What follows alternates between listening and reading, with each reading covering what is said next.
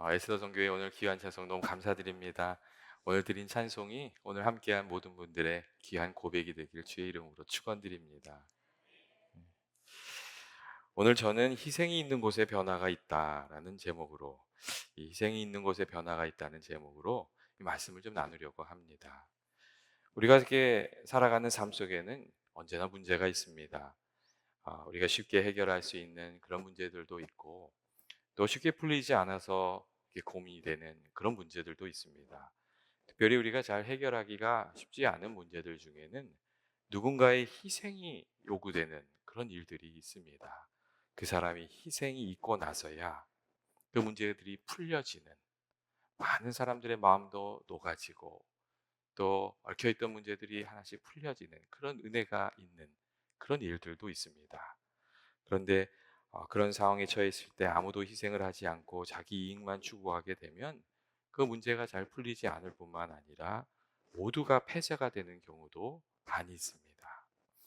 야곱의 가족도, 오늘 우리가 같이 읽은 이 야곱의 가족도 그런 문제 속에 있었습니다.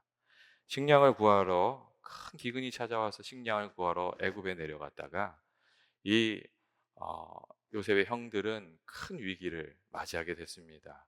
애굽의 이름난 총리 대신과 마주하게 되었는데 그 총리 대신이 자신들을 스파이로 본 겁니다.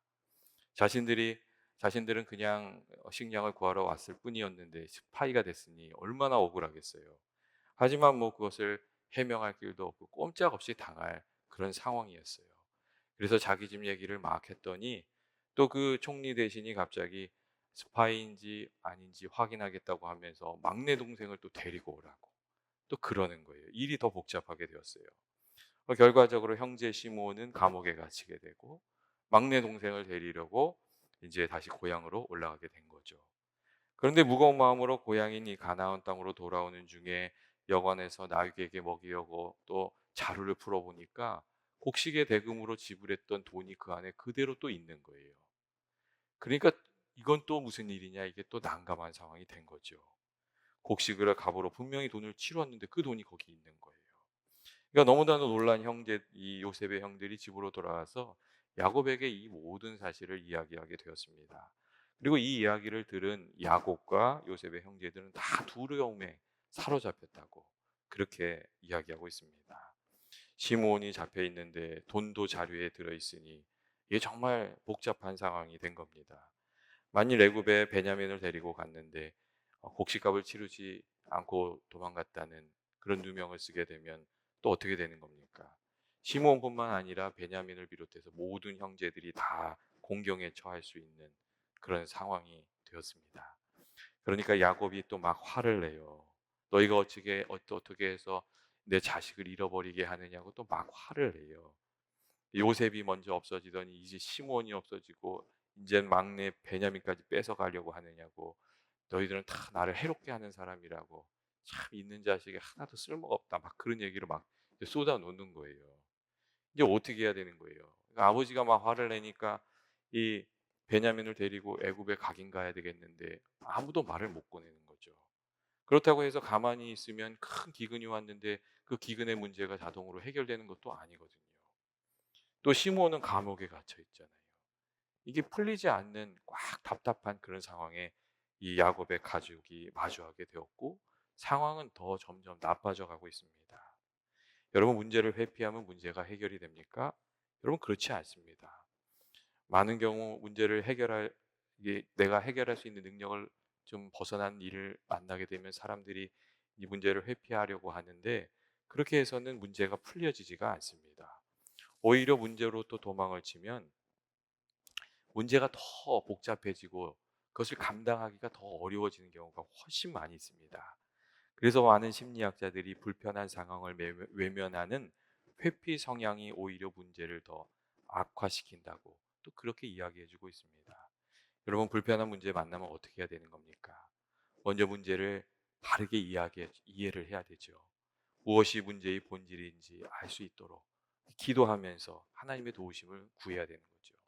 또 하나님께서 성경을 보면 그렇게 하라고 하시잖아요. 우리가 지혜가 부족할 때 하나님께 지혜를 구하면서 하나님께서 주시는 지혜로 그 사물을 좀 바라보게 되라고, 하나님께 구하라고 그렇게 말씀하셨습니다. 또한 우리가 복잡한 문제를 만나게 됐을 때는 한 번에 문제를 해결할 수 없다는 것도 좀 받아들여야 되는 것 같습니다. 이 어려운 문제를 품에 안고 있는다는 것은 사실 굉장히 불편한 일이에요. 그게 후딱 해치워져야지만 마음이 시원하잖아요. 그런데 대부분 우리를 힘들게 하는 문제들은 오래전부터, 오래전부터 여러 가지 이유들이 쌓여서 그 정체를 드러나게 된 경우가 많이 있거든요. 그러니까 복잡하게 얽혀 있는 경우가 많이 있어요. 그래서 한꺼번에 해결할 수가 없거든요. 한꺼번에 해결하려고 하면 그 문제가 풀리지 않고 할 수 있는 한 가지 문제를 하나씩 풀어가다 보면 그 복잡했던 문제가 스르르 풀리게 되는 경우가 참 많습니다. 이 사람들의 관계가 아주 얽혀 있었는데 한 사람과 화해함으로 인해서 다른 사람들과의 관계도 풀려지는 경우, 아주 어떻게 해야 될지 모르겠는데 내가 감당해야 될 한 가지를 잘 감당함으로 그 다음 길이 열려지게 되는 경우, 그런 경우가 참 많습니다. 또한 어려운 문제를 만나게 됐을 때는 주변에 있는 사람들의 지원과 도움을 받는 것도 좀 부끄러워해서는 안 됩니다. 하나님께서 성도들을 하나님의 가족으로 세우신 이유가 무엇이겠어요? 협력해서 어려울 때 이렇게 도움을 주고받고 함께 그 문제를 이겨나가라고 하나님의 가족을 주신 거거든요. 그리고 우리가 살다 보면 다른 사람을 돕는 일이 나를 돕는 일이었구나, 그렇게 깨닫게 되는 경우가 참 많이 있습니다. 그리고 결과를 맡기고 내가 할 수 있는 일에 최선을 다하는 것. 여러분, 믿음이 뭡니까? 믿음은 결과를 하나님께 맡기고 내가 할 수 있는 일에 최선을 다하면서 살아가는 겁니다.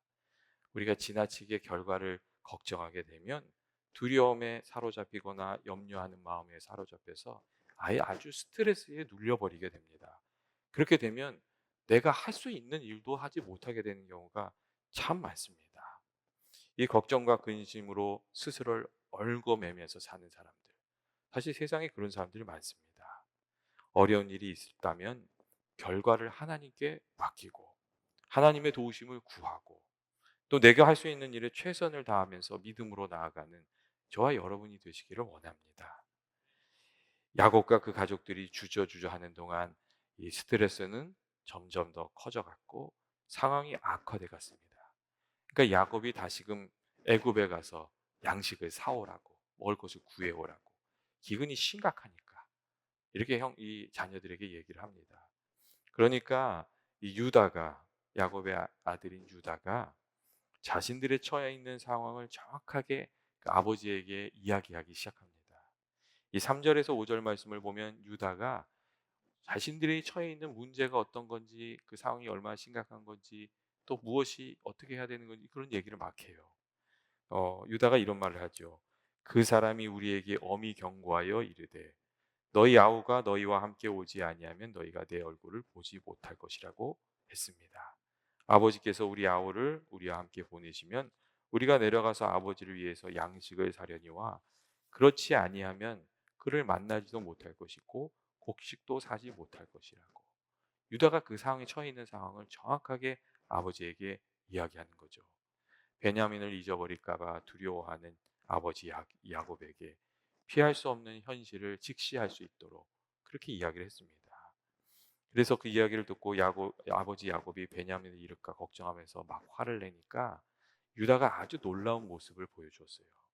그건 뭐냐면 무슨 일이 생기면 그 모든 책임을 내가 감당하겠다고, 그렇게 책임을 지겠다고 유다가 앞으로 나선 거예요. 이 9절 말씀을 보면 그래서 유다가 그런 얘기를 해요. 내가 그를 위하여 담보가 되오리니 아버지께서 내 손에서 그를 찾으소서. 내가 만일 그를 아버지께 데려다가 아버지 앞에 두지 아니하면 내가 영원히 죄를 지으리이다. 그렇게 이야기를 하는 거예요. 이 모든 일을 내가 책임질 테니까 나를 좀 믿어달라고. 유다가 그렇게 나섰어요. 그리고 유다가 이렇게 그 모든 일을 다 책임지겠다고 앞장을 서니까 그때부터 꽉 막혀 있던 문제가 풀어지기 시작했습니다. 여러분, 어떤 그룹의 리더가 된다는 것이 여러분 무엇이라고 생각하십니까? 그것은 책임을 진다는 것을 말합니다. 일을 하는 것도 중요하지만 사실은 책임을 지는 사람이 그 그룹의 리더가 되고 지도자가 됩니다. 그런데 많은 경우 빛이 나는 좋은 일은 다 하려고 하면서 이 책임을 지지 않으려고 하는 그런 사람들이 있습니다. 근데 그런 사람들이 리더가 되면 그 그룹이 아주 어려워집니다. 여러분, 주인하고 종업원의 차이점이 뭐지요? 주인은 끝까지 책임을 지는 사람이에요. 근데 종업원은 하다가 안 되면 그냥 나가버리면 되는 사람. 그건 종업원이에요. 이 종업원은 주인이 아니기 때문에 어려우면 그냥 피해버리면 된다고 생각하거든요. 그래서 주인이 나서야만 해결되는 일들이 사실 굉장히 많아요. 주인이 그 문제를 풀 수 있는 이유는 끝까지 책임지려고 하기 때문에 문제를 해결하는 거거든요. 그런데 교회 안에서 우리가 주님께서 우리에게 맡겨주신 사명을 감당할 때도 그렇습니다. 여러분, 사명감을 가지고 그 일을 감당하는 사람들이 있고 꼭 이 종업원의 마음으로 일을 하는 사람들도 있어요. 사명감을 가진 사람들은 주인처럼 끝까지 그 일을 감당하려고 하거든요. 그래서 그 중에 하나님 주시는 은혜도 힘있게 되고 또 열매도 거두게 되고 그래요. 근데 어떤 이들은 열심히 하는 듯 보였는데 종업원의 마음을 가진 분들이 있어요. 그러면 하다가 조금만 어려지면 그 일을 다 던져버리거든요. 그러면 그 문제가 해결이 되지 않을 뿐만 아니라 또 열매도 거두지 못하게 됩니다. 그리고 그런 분들을 보게 되면 그분은 아직 은혜를 덜 받은 분이구나. 그런 생각도 듭니다. 하나님께서 우리에게 주신 사명이 있다면 그저 끝까지 책임감 있게 잘 감당하는 그 일을 통해서 주의 은혜를 알게 되는 저와 여러분 되시기를 원합니다. 사실 유다는 야곱의 첫째 아들이 아니었어요. 유다는 네 번째 아들이었어요. 그런데 어려운 일이 일어났을 때 유다가 책임을 지고 나서니까 넷째 아들이었지만 영적으로는 장자와 같은 그런 역할을 그 집안에서 감당하게 됩니다. 그래서 이 유다는 이 야곱의 가문을 이끌어가는 굉장히 중요한 그 영향력이 있는 인물이 돼요. 어려울 때 이 짐을 지고 나니까 그가 책임 있는 자리에 서게 되는 거거든요. 더 나아가서 유다 지파가 나중에 성장해서 다른 지파를 다 이끌어가는 지파로 이렇게 성장을 가게 됩니다. 이 하나님의 복을 받아서 강성해진 제일 복을 많이 받은 그 지파는 요셉의 자손들, 요셉의 후손들이었어요. 그런데 이 애굽에서 벗어나고 가나안 땅을 점령해 가는 과정을 보면 정말 리더십을 발휘하는 가문은 요셉의 가문이 아니에요. 유다 지파였다는 것을 우리가 발견하게 됩니다. 유다 지파는 나중에 이스라엘 왕국의 반석을 놓는 중요한 지파가 돼요. 다윗이 유다 지파잖아요. 아마도 유다로부터 이렇게 시작되었던 책임을 지려는 어려운 일이 있을 때마다 책임을 지려는 그 마음이 그 가족에게 그 지파에게 이렇게 전달이 돼서 전수가 되어서 이 이스라엘 전체를 이끌어가는 귀한 지파가 되었다고 그렇게 생각이 됩니다. 이 마음가짐이 참 중요하잖아요. 이 마음가짐이 전달이 되는 거거든요. 그리고 이처럼 모든 일에 책임을 지겠다고 유다가 이렇게 나서니까 그 모습을 보고 불안해하던 이 야곱의 마음이 움직이기 시작해요. 야곱이 그래서 모든 것을 다 내려놓고 베냐민을 데려가라고 이렇게 이야기를 합니다. 그리고 이렇게 이 모든 것을 야곱이 내려놓게 되니까 그때부터 뭘 해야 되는지도 그들이 눈에 보이는 거예요. 야곱이 이 문제를 회피하고 베냐민을 꽉 잡고 있을 때는 그 다음에 할 수 있는 게 뭔지를 찾을 수가 없었어요. 근데 보내기로 하고 나니까 그 다음에 해야 될 일들이 눈에 다 들어오는 거죠. 그러니까 야곱이 그런 얘기를 해요. 이 애굽의 총리 대신에 마음을 사기 위해서 선물을 준비해야 된다. 그런 얘기를 해요. 그래서 이 가나안 땅의 아름다운 소산들을 다 모으라고 해요. 거기 보면 꿀과 유황과 꿀과 향품과 모략과 유향나무 열매와 감, 복숭아라 이렇게 얘기 나오는데 이건 진짜 그 가나안 땅에서 나오는 귀한 물건들이었어요. 그것들을 준비하라고 하죠. 또한 너희 손에 갑절의 돈을 가지고 가라고 혹 잘못이 있었을까 두렵다. 그런 얘기를 해요. 그러니까 혹 아들들이 곡식의 값을 치르지 않고 떠났다는 누명을 쓰게 되면 그때 그 문제를 해결할 수 있도록 철저히 준비해 가는 거죠. 그리고 마지막으로 야곱이 하나님께 기도하게 됩니다. 베냐민을 붙들고 있을 때는 기도하지 않았어요. 근데 베냐민을 떠나보내면서는 하나님께 기도하게 돼요. 14절을 보면 야곱이 그런 말을 하지요. 전능하신 하나님께서 그 사람 앞에서 너희에게 은혜를 베푸사 그 사람으로 너희 다른 형제와 베냐민을 돌려보내게 하시기를 원하노라. 그렇게 하나님을 의지하게 돼요. 하나님을 생각하지 않더니가 하나님을 생각하게 된 거죠. 야곱이 정말 베냐민 붙들고 있을 때는 하나님 의지하지 않았습니다. 근데 막다른 곳에서 베냐민을 보내기로 결정하고 하나님께 기도하기 시작했습니다. 결과는 하나님께 맡기고 하나님의 도우심을 구하기 시작한 겁니다. 아마 야곱이 그 막내 아들인 베냐민이 돌아올 때까지 매일같이 기도했을 거예요. 정말 하나님께 간절히 기도하면서 그 여정이 은혜 가운데 잘 풀려지도록 막 그렇게 기도했을 거예요. 그리고 참 이 성경을 읽으면서 아이러니한 점이 하나 있는데 야곱이 모든 것을 하나님께 맡기고 베냐민을 내어놓았을 때 하나님이 계획하셨던 인간은 모르는 하나님이 계획하셨던 계획이 이루어지기 시작했다는 거예요. 사실 야곱은 베냐민을 자신의 품에 품고 지키는 것이 베냐민을 지키는 일이고 자신을 지키는 길이라고 생각했을 거예요. 그래서 베냐민을 내놓지를 못했거든요. 그런데 실제로는 이 야곱이 베냐민을 내어놓는 것이 엄청난 이 얽혀있는 문제를 풀어내는 그리고 하나님이 계획하셨던 선한 뜻이 야곱의 집안에 이루어지는 꼭 필요한 일이었어요. 이 베냐민이 야곱을 떠나서 애굽으로 가게 되었기 때문에 잃어버린 요셉을 찾고 시므온을 찾고 큰 기근으로부터 이 야곱의 가정이 하나님의 돌보심을 받을 수가 있었어요. 이 야곱이 선택해야 되는 길은 하나님을 믿고 사실은 기도하고 베냐민을 보내는 거였죠. 근데 그것을 야곱도 누구도 깨닫지 못하고 있었어요. 그리고 이러한 점들은 우리의 삶에 어떤 일이 찾아오든지 어떤 일을 찾아오든 그게 좋은 일이든 나쁜 일이든 그 결과는 하나님께 맡기고 믿음으로 늘 살아가야 한다는 것을 우리에게 가르쳐 줍니다. 우리가 믿음으로 살아가면 하나님께서 선도 악도 바꾸어서 우리에게 좋은 것을 주실 것이라는 그 믿음으로 살아가야 된다는 것을 우리에게 얘기해 주고 있습니다. 때때로 내가 의지하는 사람이 내가 생각하는 방법이 내 삶에 좋은 것이 아닌 경우가 여러분 참 많이 있습니다. 그것이 내 삶을 가로막는 걸림돌인 경우도 많이 있습니다. 그런데 우리가 너무 지나치게 사람을 의지하고 물질을 의지하고 내 경험을 의지하고 하나님을 잊어버리면 하나님께서 인도하시는 귀한 길을 우리가 걸어갈 수가 없습니다.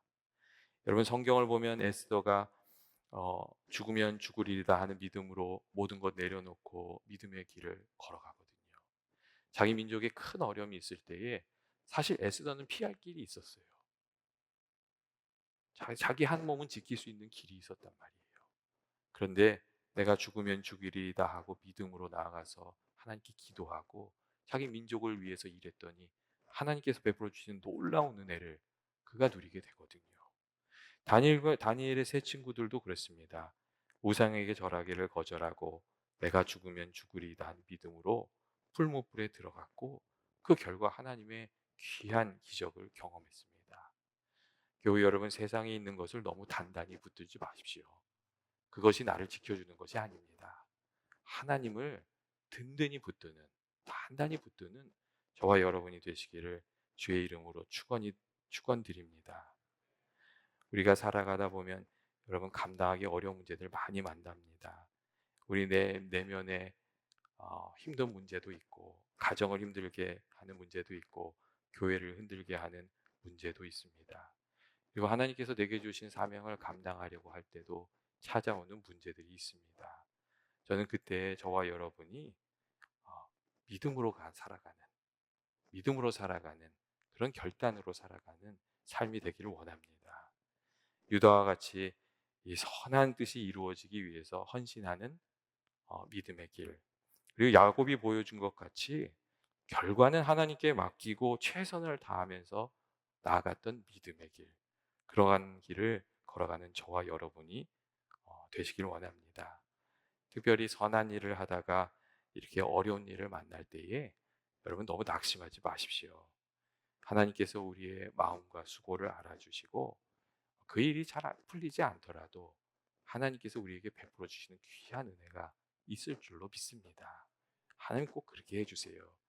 올해 에스더 선교회가 또 맡겨진 하나님께서 주신 귀한 사명이 있는데 그 일이 무엇이든 하나님께 기도하면서 그 일들 잘 감당하는 은혜의 한 해가 되시기를 또한 주님의 이름으로 축원드립니다. 어, 오늘 유다가 너무 귀한 모습을 보여주고 있어요. 유다와 같이 헌신해서 귀한 복을 누리면서 살아가는 올 한 해가 되시길 주의 이름으로 축원드립니다. 사랑과 은혜가 많으신 하나님 아버지, 오늘도 저희들 주님 앞에 나와 헌신하며 또 예배드리게 해주시니 감사합니다. 올 한 해 에스더 선교회와 함께하여 주셔서 에스더 선교회가 정말 주님의 귀한 일들 넉넉히 감당하는 귀한 선교회 되게 하여 주옵소서. 아버지 각 가정을 주님께서 살펴주셔서 아버지 그 각 가정에 있는 어려운 문제들을 주님께서 감당하여 주시고 아버지 어려운 일이 있을 때마다 주님께서 지켜주시고 아버지의 은혜로 아버지 기쁨과 감사가 넘치고 기도응답이 있는 그런 가정들 되게 하여 주옵소서. 아버지 저희 교우들 가운데 어려운 가운데 있는 가정들이 있습니다. 아버지 그 가정들 주님께서 지켜주시길 원하옵고 아버지 간절히 기도할 때에 아버지께서 부르짖는 자에게 응답하여 주신다는 그 약속이 이루어지는 귀한 은혜가 있게 하여 주옵소서. 환우들에게 은혜를 베풀어 주셔서 환우들이 아프고 상한 것들이 회복되게 해주시길 원합니다. 아버지 우리 인간의 아픔을 깊이 체휼하신 아버지 아버지 저희들의 그 아픔도 살펴주셔서 그 아프고 상한 것들이 깨끗이 낫는 귀한 은혜 허락하여 주옵소서. 그리고 아버지 주께서 세워주신 그 귀한 교회 주님께서 늘 붙들어 주시고 성령으로 충만하게 하시기를 원합니다. 예배의 자리마다 주의 성령의 은혜가 넘치게 하시고 아버지 교우들이 만날 때마다 주의 사랑이 나누어지고 격려가 나누어지게 하시고 주의 뜻이 이루어지게 하여 주옵소서. 특별히 하나님 아버지 저희 또 부흥회를 준비하고 있는데 부흥회를 통해서 온 교우들이 하나 되게 하시고 정말 저희 온 교우들이 주님 안에서 하나 되게 하시고 주님이 기뻐하시는 교회 이루어가는 귀한 계기가 되게 하여 주옵소서. 오늘도 저희들도 기도 제목 가지고 주님 앞에 있습니다.